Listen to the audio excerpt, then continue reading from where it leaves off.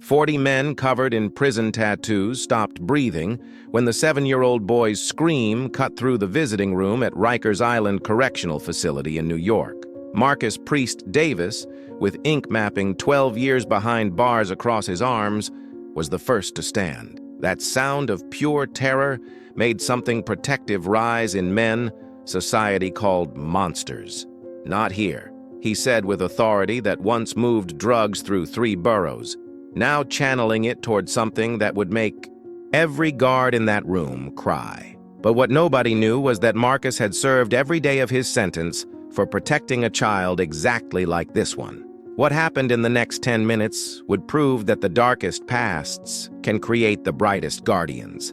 Have you ever imagined that men with the heaviest sentences could have the most protective hearts? That's what happened at Rikers, and what they discovered shocked the nation. So, subscribe, smash that like, and stay until the end, because what happened next, nobody was prepared for. You'll never look at someone by their past the same way again. 7-year-old Jayden Martinez stood frozen in the visiting room, his dinosaur t-shirt torn, sneakers held together with tape. For 4 months, his stepfather Carlos had been bringing him to Rikers, supposedly to visit family, but there was no family visit. Carlos was using Jayden as cover to coordinate drug deals with inmates, passing messages in bathroom blind spots, using a child as a shield for criminal enterprise. Jayden had tried telling his teacher. Child services came once, saw a clean apartment, and Carlos's charm closed the case. He tried telling a guard last visit. The guard told him to stay quiet. This was adult business. The system had failed Jayden at every turn. And now Carlos's hand was crushing his wrist, dragging him toward another bathroom meeting, and Jayden couldn't hold the scream inside anymore. The visiting room that September afternoon was part of a new program called Pathway Forward, allowing inmates within 3 years of release to have extended visits in a more open environment. 40 men from Cell Block C sat at tables with family and counselors, wearing regular clothes, not uniforms. When Jayden screamed, 40 conversations stopped. These men who'd survived by reading danger saw everything: a grown man's brutal grip on a small arm, terror in a child's face, finger-shaped bruises telling a story. Marcus Davis, 40 years old, 6'2", 230 pounds of muscle from 12 years of prison workouts, stood first. The cross tattoo on his neck covered old gang symbols. His arms showed dates of his daughter's birthdays he'd missed, Bible verses about redemption, and broken chains with a dove flying free. Around him, 39 other men rose. Jerome Williams, 50, 17 years served. Tommy Chen, 38, 14 years.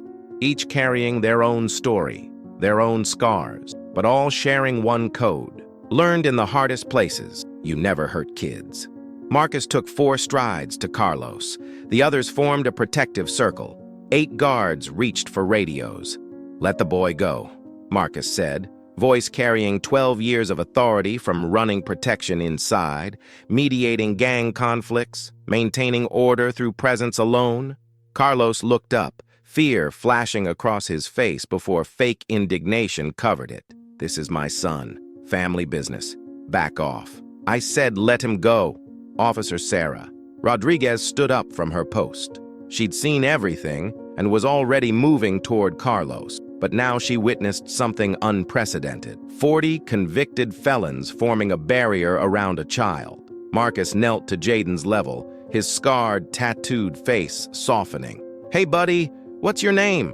Jayden looked at this massive man covered in prison ink and somehow saw safety. "Jayden, he's not my daddy. He hurts me. Makes me come here for bad things." The stillness was absolute. Carlos tried to pull Jayden away. 20 hands blocked his path, not touching, just there, immovable.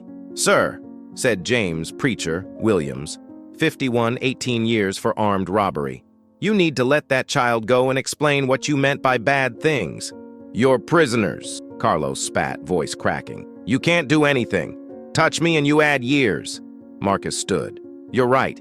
We can't touch you. Won't touch you. But we can make sure everyone in this room knows what you're doing. We can protect this boy, and we can make sure you never get near him again." Officer Rodriguez moved closer. Everyone stepped back now. Marcus didn't move. "Officer, look at this child. His wrist, his face, his eyes. This man is using him for something wrong." Rodriguez looked, really looked, and saw what Jayden had been screaming about without words for months. The bruises, the terror, the way he pulled away from Carlos, the way he looked at 40 felons like they were saviors. "Is this true?" she asked Jayden, directly. Tyler looked at Marcus, at the circle of protective men, and the dam broke. "Yes, ma'am. He brings me every 2 weeks. Makes me wait while he talks to inmates in the bathroom. They give him packages. He said if I told, something bad would happen to my mom. He said nobody believes criminals anyway." Carlos bolted.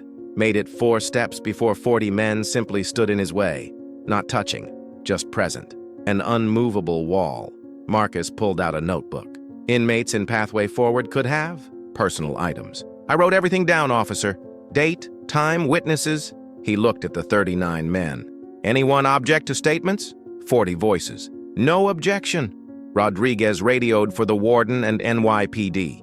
Within minutes, backup arrived, but the inmates hadn't moved. They maintained their protective circle around Jayden. Warden Thompson arrived, assessed the situation instantly. "Someone explain." Marcus stepped forward, hands visible.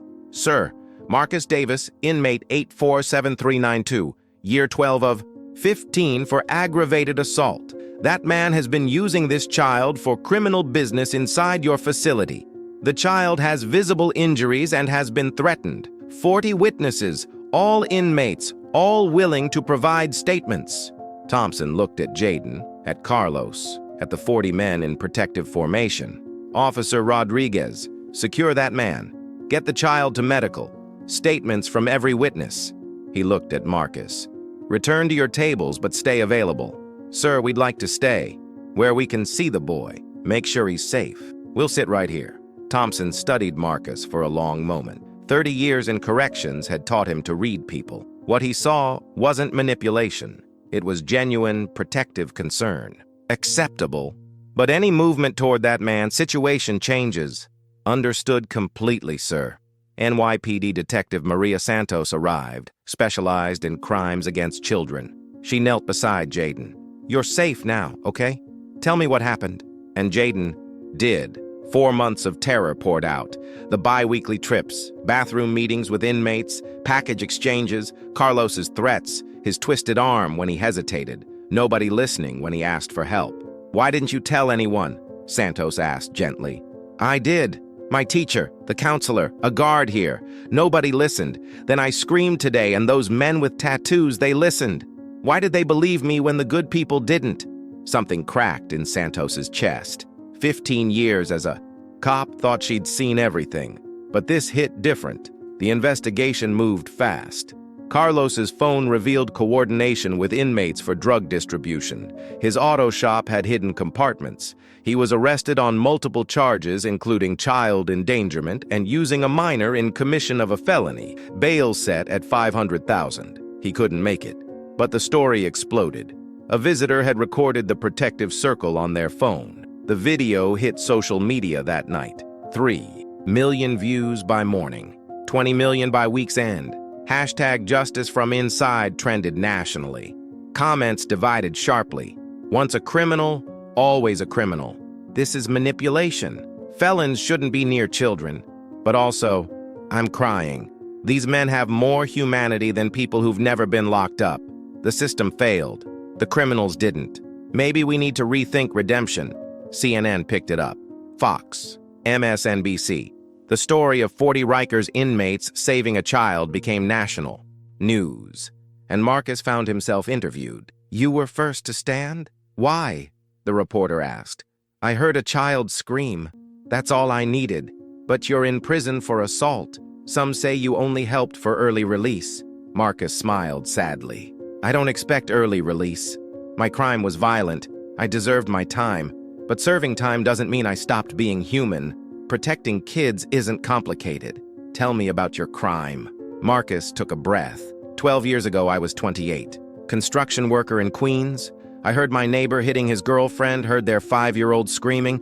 I called police twice. They'd come, she'd say everything was fine. They'd leave. One night I heard that child screaming like Jayden today. I went over. Door was open. The man was standing over that child with his belt. I saw red, beat him so bad he was hospitalized 2 weeks, broken jaw, ribs, internal bleeding. You were protecting the child. I was, but I went way too far. The judge said I should have called police, removed the child properly. He was right. My anger, my violence, that was my responsibility.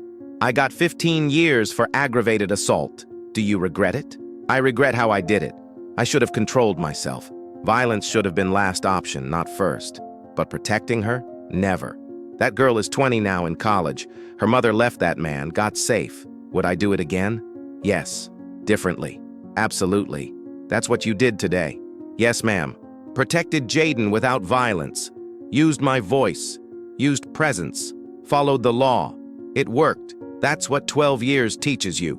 Protection doesn't require violence. Strength means controlling yourself. The interview went viral. Marcus's honesty resonated with millions. It started conversations America needed. 2 days later, something unprecedented happened. Jayden's grandmother, who'd gotten emergency custody, brought Jayden back to Rikers, not for visiting, for something else. The 40 inmates were brought to a conference room. When Jayden walked in, 40 men stood. Then Jayden ran to Marcus and hugged him. Marcus knelt, hugging back, eyes wet. "Thank you for listening," Jayden whispered. "Thank you for being brave enough to scream," Marcus whispered back. Jayden's grandmother looked at the 40 men. "I don't know what you did to end up here, but I know what you did for my grandson. Thank you. All of you." Jerome Williams spoke up. "Ma'am, a lot of us have kids outside we don't see. Kids who grew up while we were locked up. When we saw Jayden, we saw our own kids. We saw a chance to do what we couldn't do for them. Be there. Do right." She pulled out a card. "When any of you get out, if you need help finding work or a place, call me. I'm serious." Warden Thompson stood in back, feeling something he hadn't felt in 30 years. Real hope. The aftermath rippled outward. New York Governor's office received hundreds of thousands of emails about Pathway Forward. Half demanded it shut down. Half demanded expansion. The divide was sharp. The New York legislature held hearings. Marcus testified, shackled in uniform. State Senator Bradford, tough-on-crime conservative, challenged him. "You brutally assaulted a man. Now you're a hero? Doesn't that send the wrong message?" Marcus met his eyes. "Senator, with respect, that's the opposite of what I'm saying. My violence was wrong. I paid with 12 years. What I did with Jayden wasn't violence. It was intervention. Legal, controlled, appropriate. That's the point. I learned. I changed. But you're still in prison." "Yes, sir, because I earned my sentence. But serving time doesn't mean I can't do good. Pathway Forward gave me a chance to prove change is real." Representative Chen, criminal justice reform advocate, leaned forward. "What changed in 12 years? Marcus thought carefully. "Cell 23, Block C, Year 3. An older inmate named Samuel, serving life, said something I'll never forget. You can spend your time becoming more of what got you here, or less. Prison breaks you worse or builds you better. You choose." From that day, I chose better. GED, anger management, Bible study, carpentry. I became less violent, less angry. When I saw Jayden, I responded as the man I'd become, not who I was. The hearing room was silent. The testimony went viral. 3 months later, New York DOC announced Pathway Forward expansion to 4 facilities. Federal grants applied for. Universities, studying it. Men behind bars started believing change might be recognized. 6 months after saving Jayden, Marcus sat in his cell reading a letter from Jayden, written in careful handwriting. "Dear Mr. Marcus, I am good. Grandma is nice. School is fun. I still have bad dreams sometimes, but Grandma says they will get better. Thank you for being my hero. When I grow up, I want to help scared kids like you helped me. Your friend, Jayden." Marcus read it 100 times, kept it in his Bible next to his daughter's picture. She was 19 now, reconnected through letters. The path from darkness to light was long and hard, but possible. 1 year after the incident, something extraordinary happened. The same visiting room was packed. Warden Thompson stood at a podium, the 40 men behind him. In the audience, families, advocates, reporters, and front row, Jayden and his grandmother. Today, we recognize growth, change, redemption, Thompson said. These 40 men have 480 years of incarceration between them. They've done things they regret. But last September, when a child needed help and the system failed, they protected him. Legally, appropriately. They proved a criminal record doesn't define you forever. He turned. By authority of the New York Board of Pardons and Governor's Office, Marcus Davis, serving year 13 of 15, has been granted clemency. Effective immediately. The room erupted. Guards removed Marcus's restraints. 12 years, 4 months, 9 days. He was free. Additionally, the remaining 39 men are approved for early release hearings, fast-tracked, with recommendations for approval. Jayden ran to Marcus, who scooped him up. "You're free!" Marcus, crying, looked at this boy who'd been terrified and was now safe. "Yeah, buddy. And the first thing I'm doing? Making sure other kids don't have to scream to be heard." 6 months later, in a Queens warehouse, a sign read, "Second Chance Guardians, from locked up to lifting up." Marcus, now working construction, ran the non-profit nights. Mission: provide resources for men exiting prison while creating protective networks for at-risk children. Men from Rikers could get transitional housing in exchange for community protection work.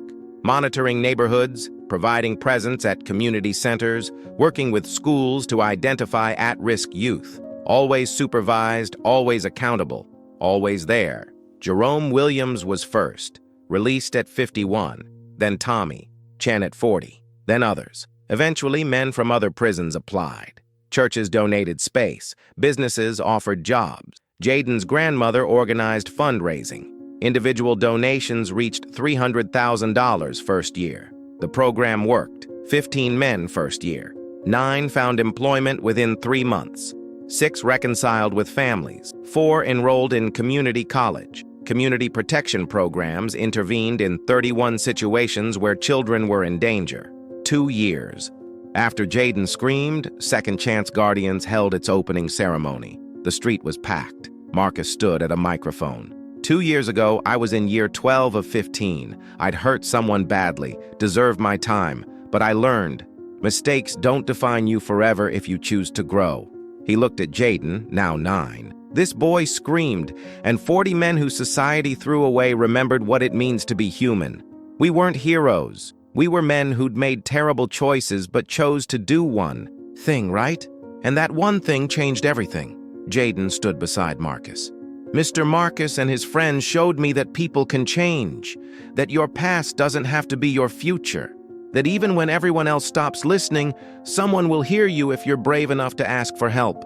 Today, 5 years later, Marcus is 45, still running Second Chance Guardians, which has expanded to 3 locations across New York. They've helped 112 men successfully reintegrate. They've intervened in over 200 situations involving at-risk children. Their recidivism rate is 14%, compared to New York's average of 68%. Jayden is 12, honor roll student, wants to be a social worker. Because people helped me when the system didn't. I want to be that person for other kids. Marcus still has his tattoos, still carries his past, but he's defined by neither. From the darkest places you can still see stars, and stars guide you up, always. This story isn't about criminals becoming heroes. It's about humans remembering humanity, about the system's failures creating unexpected solutions, about understanding that past mistakes don't define future possibilities. Remember the beginning of this story? When 40 men covered in tattoos heard a child scream and everything changed? That proves something fundamental, that belief in redemption matters, that second chances work, that protection doesn't require perfection. Now, I'm asking you, do you believe people can truly change? Or do you think once a criminal, always a criminal? If this story moved your heart and made you rethink your judgments, smash that like right now. That like isn't just a button. It's you saying, I believe people can change. Tell me in the comments, what moment hit you hardest? Was it when Marcus knelt beside Jayden? When the 40 men stood up? When Jayden's grandmother thanked them? And tell me something else. Do you know someone who, deserves a second chance? Or someone who had a second chance and changed their life? Tag that person or share this video with them. And what city are you watching from? Write, watching from city-state. I want to see how far Marcus and Jayden's story reaches. If you love stories that show humanity's real side, that show redemption in action, that aren't afraid to tackle real issues, subscribe now and hit that bell so you don't miss any story that will move you and make you see the world differently. Crying. That's normal. I cried writing this. Stories like this remind us that past doesn't define, present builds, and everyone has a story worth hearing. Write in the comments. Redemption is possible. If you believe it, changed my view. If this story transformed you, or I know someone, if you have a similar story. Now click that next video I've got ready for you. Another story that'll hit you hard. See you there. And remember, judge less. Understand more. Everyone has a story. Not everyone gets the chance to tell it.